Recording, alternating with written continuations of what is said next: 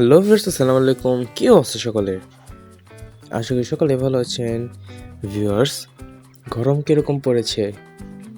গরম তো খুব তীব্র। তাই আমরা আজকে বানিয়ে ফেললাম গরমের জন্য 3 রকমের শরবত। আপনারা তো দেখতেই পাচ্ছেন। তো চলুন আমরা আজকে বানিয়ে ফেলি 3 রকমের শরবত।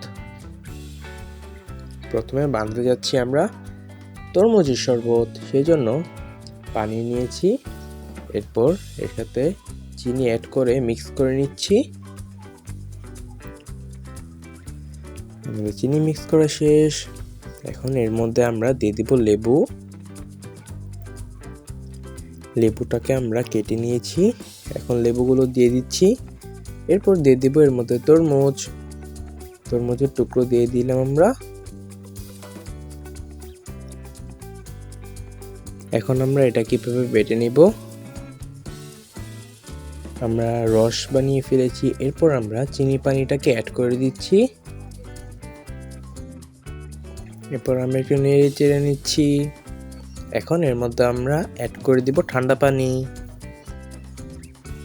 আমরা এরপরে বানাবো লেবুর শরবত, সেই জন্য আমরা চিনি পানি দিয়ে দিলাম। এরপর এর সাথে আমরা অ্যাড করে দিব ঠান্ডা পানি।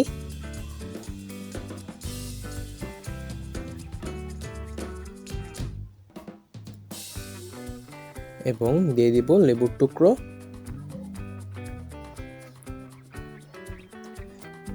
একটু মিক্স করে নিচ্ছি। এরপর আমরা এর মধ্যে দিয়ে দিব লেবুর রস। সো ভিউয়ার্স, আমাদের লেবুর শরবত বানানো ডান। এখন আমরা বানাবো আমের শরবত। আমরা আমটাকে ছুলে কেটে নিয়েছি, এরপর ব্লেন্ডার মেশিনের মধ্যে দিয়ে দিলাম। এখন দিয়ে দিব আদা কুচি, পরিমাণ মতো লবণ দিয়ে দিয়েছি। এখন আমরা দিয়ে দিব এর মধ্যে নরমাল পানি। আমরা এখানে ঠান্ডা পানি ব্যবহার করেছি।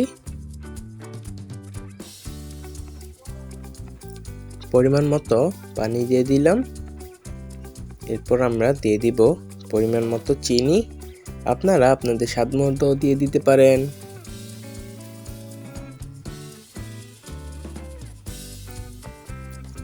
এরপর আমরা এগুলোকে ব্লেন্ড করে নিব।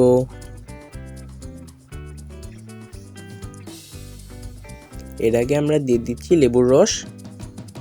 আমরা লেবুর রসটাকে চিপিয়ে দিচ্ছি।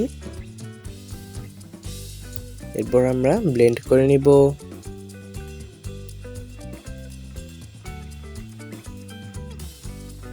আমাদের ব্লেন্ড করা প্রায় শেষ। এরপর আমরা এর মধ্যে দিয়ে দিচ্ছি কাঁচামরিচ।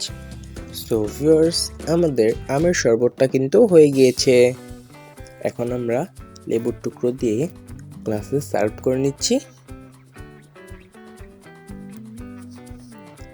আপনারা তো দেখতেই পারলেন ভিউয়ার্স, আমরা গরমের জন্য বানিয়ে ফেললাম তরমুজের শরবত, আমের শরবত এবং লেবুর শরবত।